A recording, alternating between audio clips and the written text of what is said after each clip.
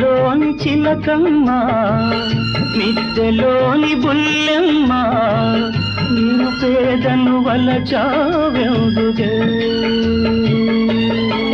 నీ చేరువలో నీ చేతులలో పులకించేటందుకే